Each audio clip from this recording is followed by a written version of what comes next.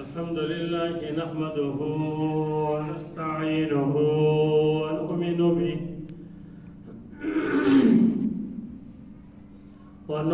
به ونتوكل عليه ونعوذ بالله من شرور أنفسنا ومن سيئات أعمالنا من يهده الله فلا مضل له ومن يضلل فلا هادي له ونشهد أن لا إله إلا الله وحده لا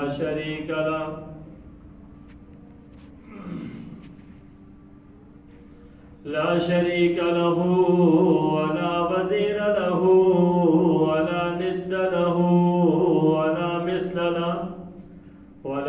له ولا مثال له ونشهد أن سيدنا وسندنا وحبيبنا وحبيب ربنا وطبيبنا وطبيب قلوبنا سيدنا محمدا صلى الله عليه وسلم أرسله الله تعالى إلى كافة للناس بشيرا ونذيرا وداعيا إلى الله بإذنه وسراجا منيرا أما بعد فأعوذ بالله من الشيطان الرجيم بسم الله الرحمن الرحيم إن الذين آمنوا وعملوا الصالحات كانت لهم جنات الفردوس نزلا خالدين فيها لا يبغون عنها حولا صدق الله العظيم وبلغنا رسوله النبي الأمي الكريم ونحن على ذلك من الشاهدين والشاكرين والحمد لله رب العالمين. اللهم صل على سيدنا محمد وعلى آل سيدنا محمد وبارك وسلم. اللهم صل على سيدنا محمد وعلى آل سيدنا محمد وبارك وسلم. اللهم صل على سيدنا محمد وعلى آل سيدنا محمد وبارك وسلم.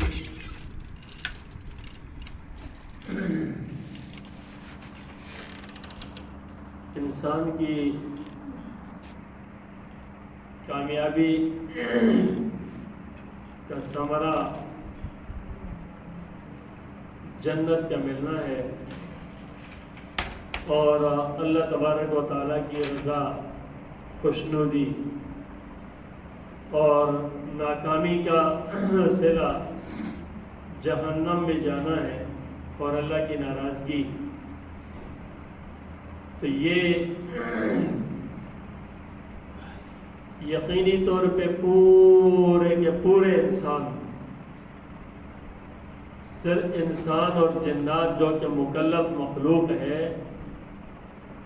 ان میں دو ہی پہلو ہیں، یا کامیاب ہو کر جنت میں جائیں گے یا ناکام ہو کر جہنم میں جائیں گے.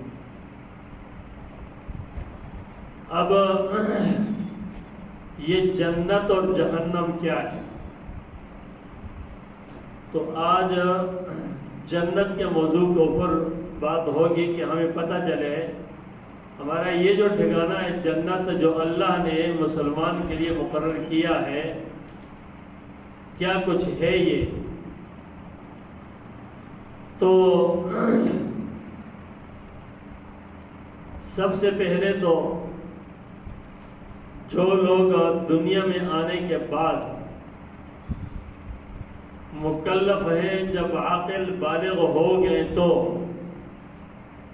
یہ اپنی جنت بھی خود بناتے ہیں اور جہنم بھی خود بنا رہے ہوتے ہیں۔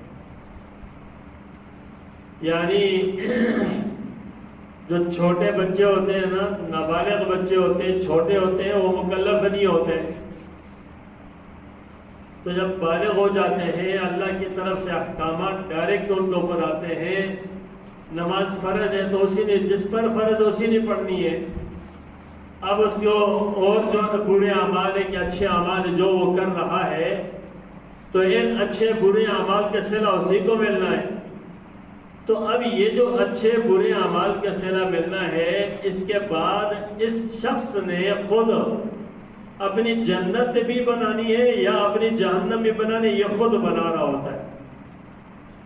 تو آپ صلی اللہ علیہ وسلم نے فرمایا الدنیا مزرعۃ الآخرہ، دنیا آخرت کی کھیتی ہے۔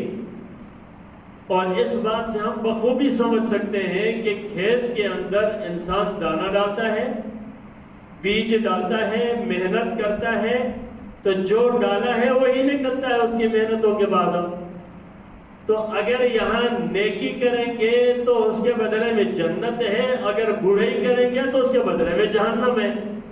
تو اس کا مطلب یہ ہوا کہ جنت کا ٹھکانہ خود اس نے نیکی کر کر کر کر کے خود بنایا، اور نہیں یہ تو برائی ہے تو برائی کر کر کر کر کے جہنم کا ٹھکانہ خود بنایا۔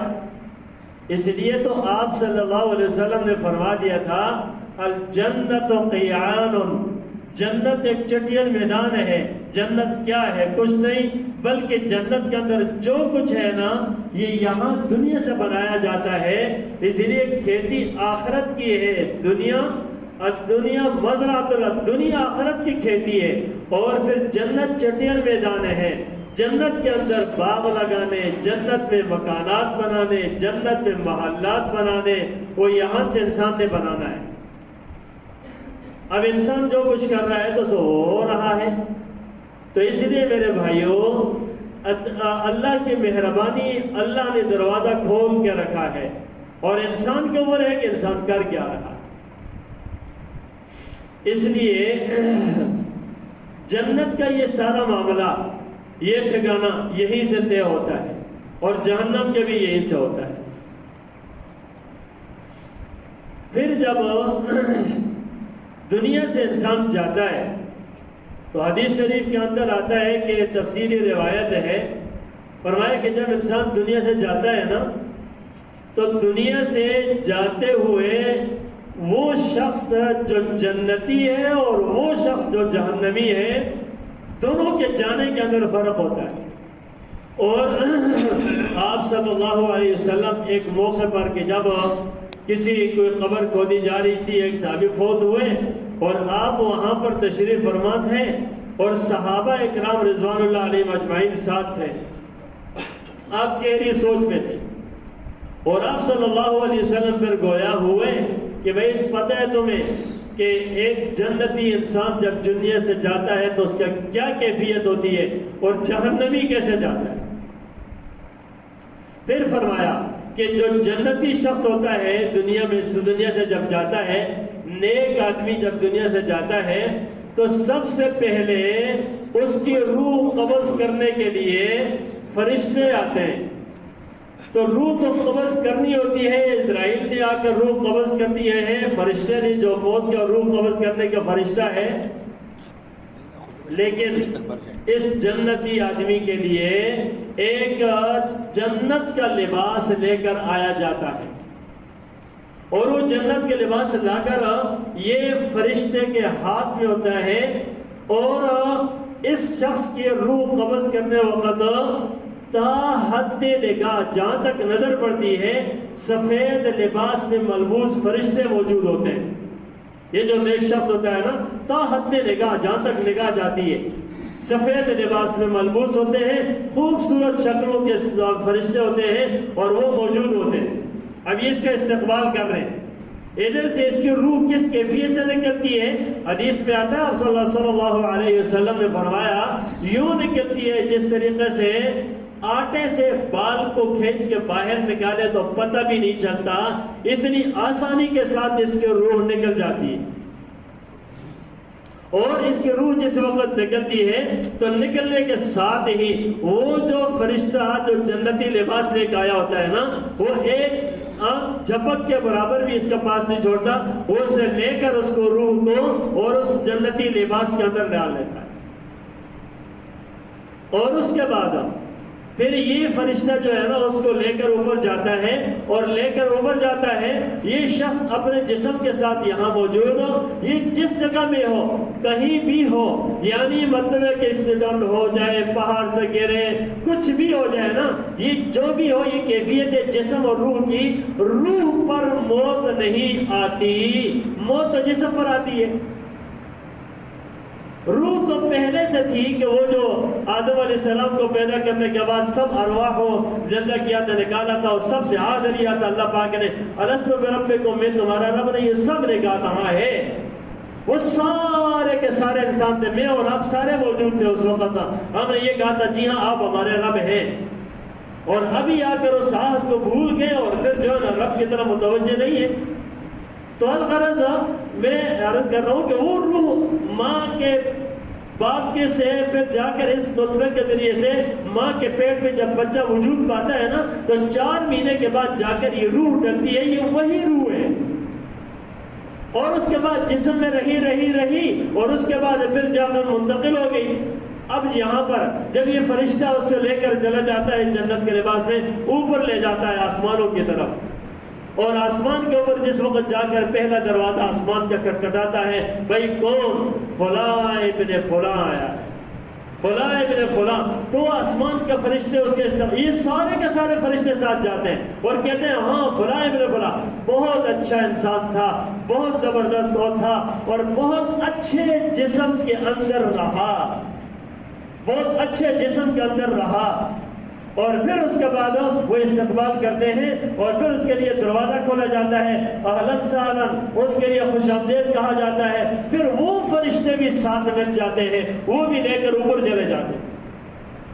اگلا آسمان، اگلا دروازہ، سارے ساتوں آسمان کھلتے ہیں، اس کے لیے استقبال کیا جاتا ہے۔ ہر آسمان کے مقرب فرشتے ساتھ ہوتے ہیں، پھر اوپر لے کر پھر جنت کی طرف لے کر جایا جاتا ہے، اللہ کے سامنے پیش ہوتے ہیں، جنت کی طرف چلا جاتا ہے۔ وہاں پر اس کے وہ لوگ، وہ عزیز و اقارب رشتہ دار جو پہلے جا چکے ہوتے ہیں، وہ جا کر اس سے ملتے ہیں، یہ ان کی ملاقات ان سے ہوتی ہے۔ اور پھر اس کے بعد وہ کہتے ہیں ہاں بھائی بتاؤ فلانا کیا حال ہے، فلانے کا کیا حال ہے، جو ان کی زندگیوں میں موجود ہوتے ہیں۔ وہ کہتا ہے فلانا اچھی حالت میں، بری حالت میں، جو بھی یہ بتاتا ہے۔ پھر کہتا ہے وہ فلانا ہاں وہ تو آ گیا تھا، یہاں نہیں آیا۔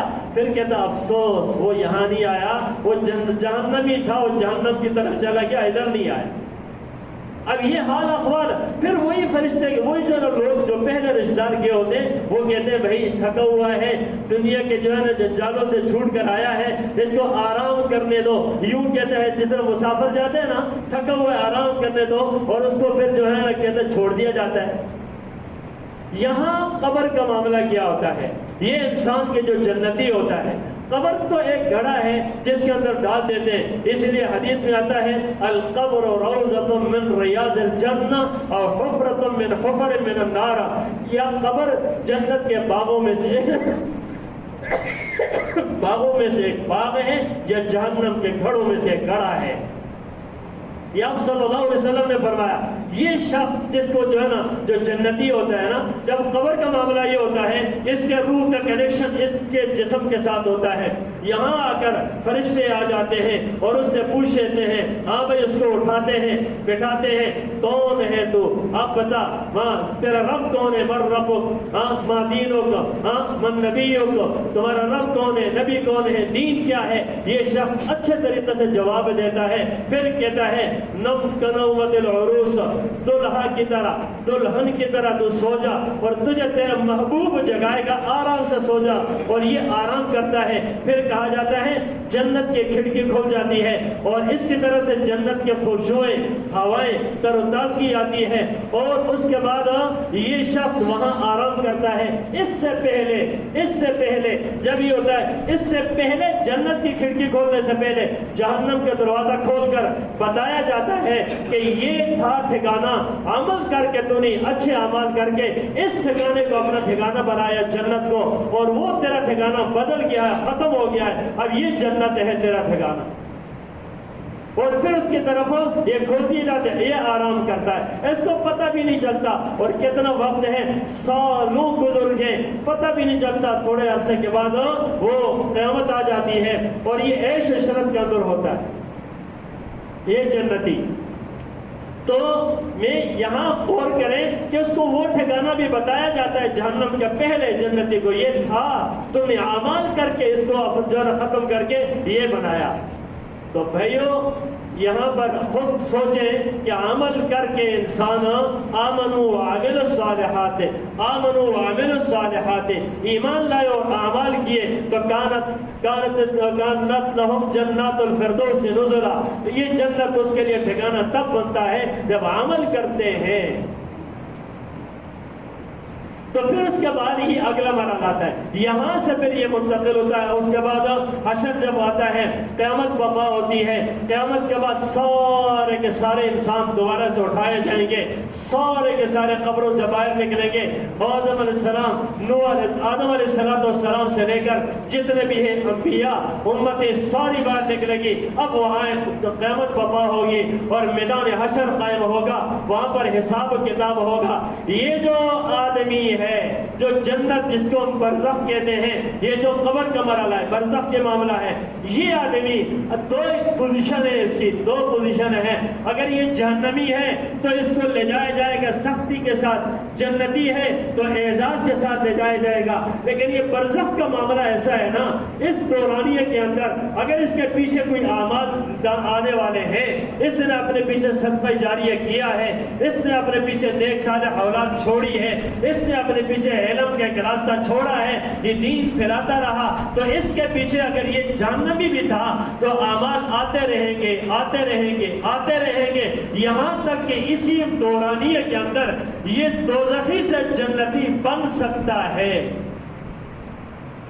اس لیے اپنی زندگی میں فکر کرنی ہے اس بات کی کہ کیا ہے ہم جس کے لیے جدت کر رہے ہیں، مر رہے، کھپ رہے، گرمی سردی برداشت کر رہے، اولاد اولاد اولاد کا نام لیا ہوا ہے، اور ان کی تربیت تو اچھے کرتے نہیں ہیں، ان کو تو دین سے دور رکھتے ہیں، پھر اولاد یہ اولاد کو کیا دے کر جا رہے ہیں؟ نہ قرآن، نہ حدیث، نہ دین، نہ شریعت، نہ اللہ، نہ رسول، نہ کنیکشن، نہ تعلق، نہ نماز، نہ عبادت، کیا دے کے جا رہے ہیں؟ کیا تمنا رکھیں گے، کیا توقع رکھیں گے؟ بڑھاپے میں آ کر تو اولاد ہی کہے گی بابا مر جائے تو کہیں آرام ملے، اور اگر نیک ہوا نا تو یہی کہے گی کہ میرے بابے کے قدموں کے نیچے میری جنت ہے، میری ماں کے قدموں میں جنت ہے، میرے باپ کے پاؤں دبانے میں مجھے جنت رکھی ہوئی ہے، باپ کی رضامندی میں مجھے جنت ہے، وہ اس کا سہارا بنیں گے اور یہ جنتی ہوں گے، دنیا کے اندر اس میں سکون ہے اور آخرت کے اندر بھی۔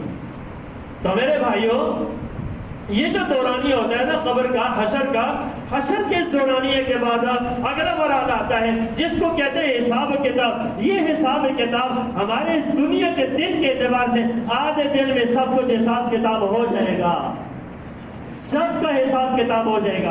اس وقت انسان نا، ہر ایک انسان اپنے بدعمالیوں اور اعمال کے اعتبار سے پسینے میں ڈوبا ہوا ہوگا، جس کے جتنے گناہ ہوں گے یا پاؤں تک ہوں گے یا گھٹنوں تک ہوں گے یا ادھر تک ہوں گے یا سر تک ہوں گے یا پورے پسینے میں ڈوبے ہوئے ہوں گے۔ وہ جو جنتی ہوں گے وہ کبھی اللہ کے عرش کا سایہ نصیب ہوگا، مساجد سے تعلق رکھنے والے عرش کے سائے میں ہوں گے، نیکیوں کی طرف جانے والے عرش کے سایہ ملے گا، 7 آدمیوں کو عرش کا سایہ ملے گا، تفصیل کا وقت موقع نہیں، تو یہ عرش کا سایہ بھی ہوگا۔ یہ جنتی تو مزے کرے گا، پتہ بھی نہیں چلے گا۔ اب اس کے بعد یہ آدھے دن میں حساب کتاب سب، یہ آدھا دن تو ہمیں سمجھانے کے لیے کیا ہے، آدھے دن کی ضرورت بھی نہیں ہے، اللہ کے حساب کتاب سب کچھ معلوم ہے اللہ کو، ہو گیا سب کچھ، صرف انسان کو سمجھنے تھوڑا سا ٹائم لگے گا، آدھے دن میں حساب کتاب ہو گیا۔ اب جاؤ وہی جنت، اب پولیس رات ہے، اس پل کو اوپر سے گزرنا ہے.